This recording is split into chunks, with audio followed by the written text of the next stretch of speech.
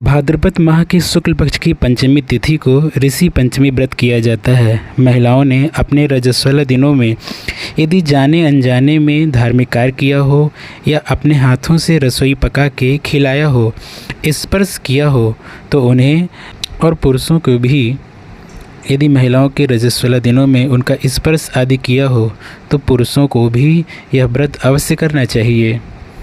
ज्ञातव्य है कि रजस्वला अवस्था में स्पर्श आदि दोष से अगले जन्म में नीच योनियों की प्राप्ति होती है। शास्त्रों में इसकी कई कथाएं मिलती हैं। उनमें से एक कथा है, उत्तंग नाम के ब्राह्मण थे। उनको एक पुत्र था और दूसरी पुत्री थी। पुत्री की शादी हो गई, लेकिन थोड़े दिनों में पुत्री विधवा होकर घर चली आई।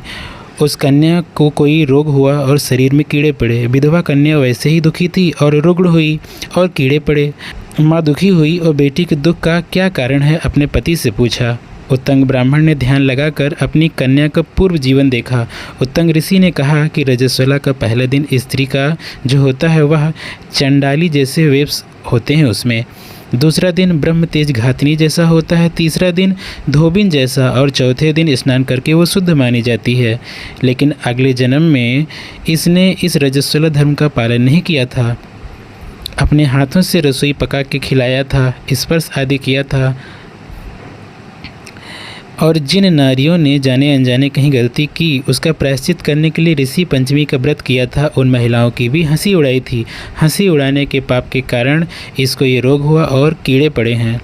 अब एक ही उपाय है, ऋषि पंचमी का व्रत किया जाए। कैसे करें ऋषि पंचमी का व्रत और पूजन?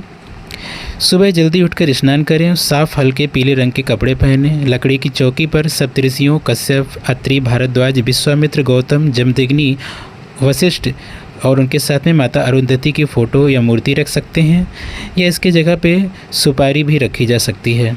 एक कलश में जल भरकर चौकी के पास रखें। सप्तऋषियों को धूप, दीप, फूल, फल, मिठाई, नैवेद्य, जनेऊ आदि अर्पित करें। इस दिन तिन्नी का चावल, मुनियों कानी जिसे कहते हैं, और दही का भोग लगाना चाहिए, कच्चा भी और पकाने के बाद भी, और उसी का सेवन करना चाहिए, ऐसा भी विधान है। इस तरह 8 वर्षों तक यह व्रत करके इसका उद्यापन किया जा सकता है। अतः ध्यान रखें, रजस्वला दिनों में कभी भी स्पर्श आदि न करें, रसोई पका के न खिलाएं, और पुरुष वर्ग को भी ध्यान रखना चाहिए कि ऐसी अवस्था में महिलाओं का स्पर्श आदि न करें, नहीं तो दोनों को ही भयंकर पाप लगता है। शास्त्रों में यहाँ तक वर्णित है कि रजस्वला दिनों में ऐसी स्त्रियों की दृष्टि जिस भोजन पे पड़ गई हो वह भोजन भी नहीं करना चाहिए, और यदि वृक्ष आदि पे उनकी दृष्टि पड़ जाए तो वह वृक्ष आदि भी सूख जाता है।